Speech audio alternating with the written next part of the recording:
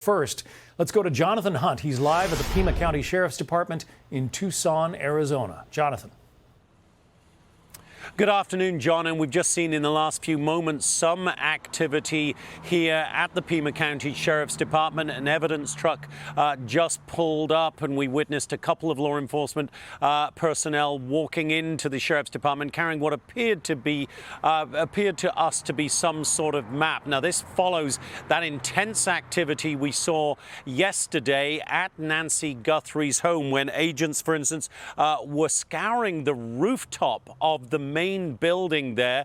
They had a ladder up against it and they were looking all over the roof. And then on another sort of building that is in the yard there, they were up on top of that. And at one point we watched as one of the agents removed what appeared to us to be another camera from that particular rooftop. So that was interesting to see them going back there again and getting yet more evidence. Also, you might remember that a floodlight, the FBI confirmed, was mentioned by whomever wrote that first ransom note. Now, we looked yesterday for a floodlight that might match the description. We saw one next to a back door that was clearly broken, damaged in some way.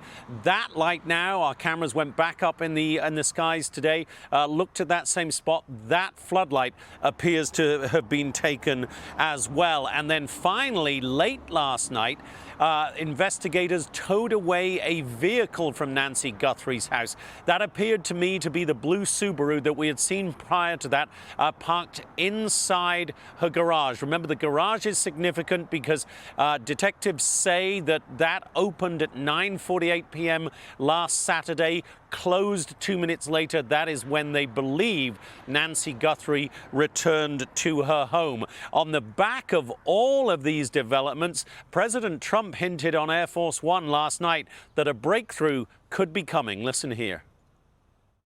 I think we're doing very well meeting. We have some clues, I think, that are very strong, and I think we could have some answers coming up fairly soon.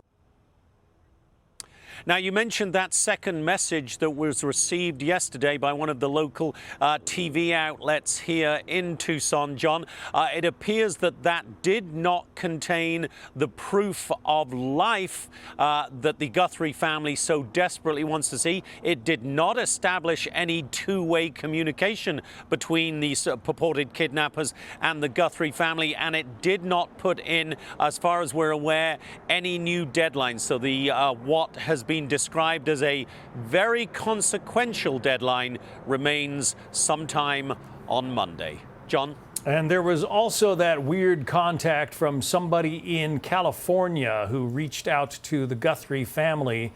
That guy, we understand, has been arrested and charged, but it's unrelated to the actual kidnapping, right, Jonathan? Yeah, that was just one of these sick people who piggyback on these kind of tragic circumstances. Somebody trying to shake the Guthrie family down for money. They got that guy pretty quickly. He was neither a good person nor a smart one, John. Or anymore, a suspect. Jonathan Hunt, stay on it for us. Thank you, Jonathan.